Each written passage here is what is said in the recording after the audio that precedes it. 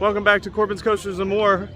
As you can see, I've been riding quite a bit today, but I am going to right now count down the top 10 coasters of King's Dominion.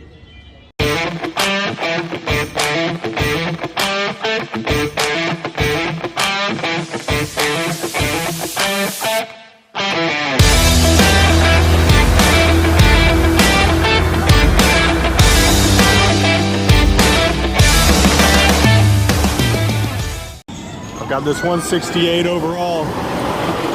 Number 10 in the park is the Woodstock Express. You might have known it before as the Scooby-Doo Ghoster Coaster, then it was just the Ghoster Coaster. And since they've rethemed it to Peanuts like all the rest of the kiddie area. They have a near clone of this in Carowinds that I was on the other day, and this one is much better.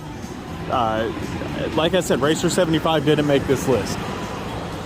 This ride did. You actually get a couple pops of airtime.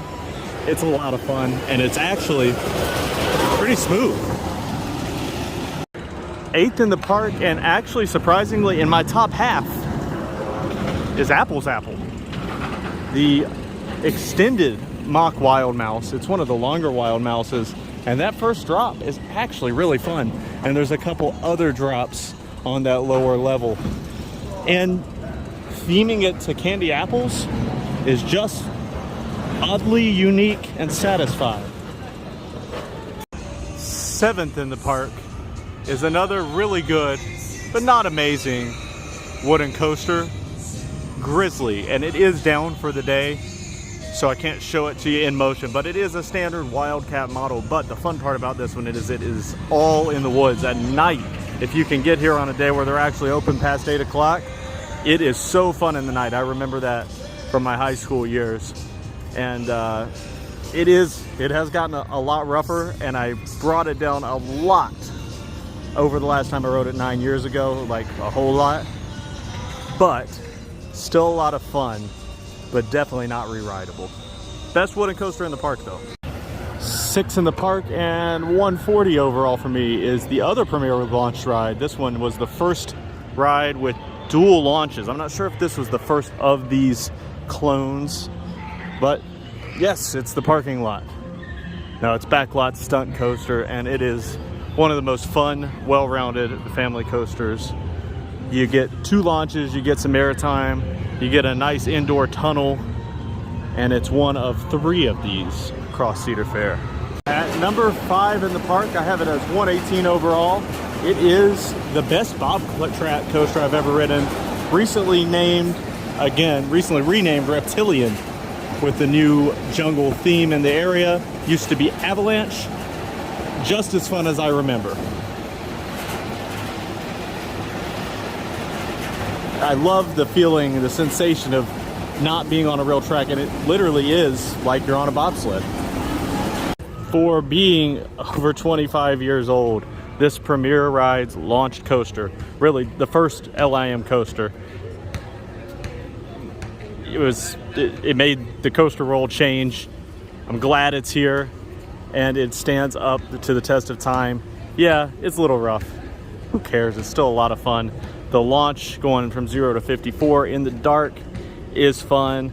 Obviously, I can't get you any coaster footage because it is indoors. That's also something that makes Flight of Fear good, is that the queue is mostly indoors. So on a hot day, you get a little AC. I have this at number 5 in the park, and it is in my top. I have this at number 3 in the park, and it is in my top 100 overall. I've got it 82 overall, and that puts it at number 4 in the park. What was for a long time the world's biggest loop, Dominator. This was one of the old Geauga Lake coasters, relocated about 15 years ago here to King's Dominion. This is one that went up literally over 100 spots in my rankings. It has been 9 years since I've been here, so this park is what made me an enthusiast to start with, and I haven't been here in a long time, so a lot of my rankings have changed big time. So for this park, I'm going to put in the corner how much this has gone up or down since last time I rode it. The reason I have it as low as I do, it is a really fantastic layout. However, B&M rattle for sure, like on most of their floorless coasters. And the head banging. B&M really, I think the best way to upgrade all of their older coasters would be to put some more modern restraints. Because these that come all the way past your ears, you can't re-ride this more than once. You start getting a headache. If you're wondering about their new S&S Mini Free Spin, it's a lot smaller than the others. And I only got one flip when I rode on. There's like a brake that makes you flip. That's the only time I flipped on the whole thing, which is unusual for these. So this also, I had forgotten about it, is not in my top 10. And on a side note, it's actually not as good as what it replaced, which was what used to be the Tomb Raider ride, which was a Huss topspin, which I like more than this, and the capacity was better than this. But this one looks cool. I'll give them that. I can't show a lot of it because they do not allow phones in the line on this one. They do have a metal detector. Watch my other video about things you should not do at King's Dominion. And also, it gives you some tips and tricks and the dumb policy that they have. But in general, they do not let you bring your phone through the line. Well, if it's just your phone, you put it in the locker. But a fanny pack, you can't. So, whatever. But anyway, I struggled with where to put Twisted Timbers, and I ended up at number 6 in the world, number 2 in the park. So yes, King's Dominion has 2 coasters in my top 10, in my top 6 really. Twisted Timbers is awesome. The only thing that it does worse than Iron Gwazi or Steel Vengeance is there's no real big first drop. So the roll hill is a lot like the death roll on Iron Gwazi, but Iron Gwazi also has a 200-foot over vertical drop to start with, and Steel Vengeance is Steel Vengeance. So as far as the RMCs, this is my 3rd favorite RMC I've ever been on. Extremely surprising, especially because I was just on Hurler at Carowinds yesterday, and that's what this ride used to be as well. And so, like Steel Vengeance, it took a ride from my bottom 5 to my top 10. Some magic voodoo they work at RMC, but here we are. And that leaves the one, the only Intimidator 305. Themed to Dale Earnhardt, who was nicknamed the Intimidator. That is what this roller coaster does, and it's proven by its consistent 5-minute wait times, or even less. As it says on the site, it just says open. So look how fast it goes up the hill. It's amazing. The funny thing is, I had this ranked in my 40s, and I knew upon coming to this park that I was wrong. This was the first coaster I ever marathoned. It is the coaster that made me an enthusiast. It goes over 90 miles an hour, 305 feet tall.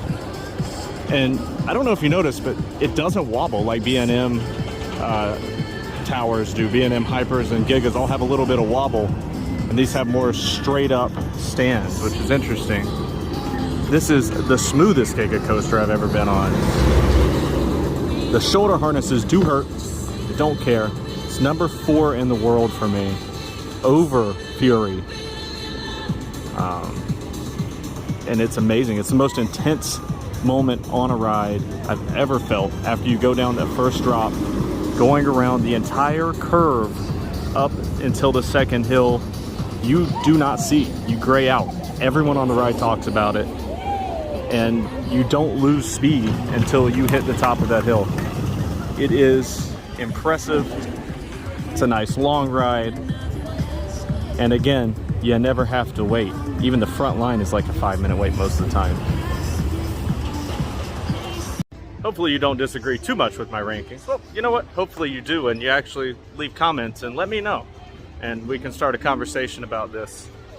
But like I said, I'm doing a whole road trip, so I've got more of these videos coming out. I have more videos that I've already made of Carowinds and Six Flags Over Georgia, so give those a look. It's been fun. King's Dominion is an all-day park. I barely even had time to film this video at the end of my day. I'm about to get on this one more time though before it closes. Thanks for watching Corbin's Coasters and More.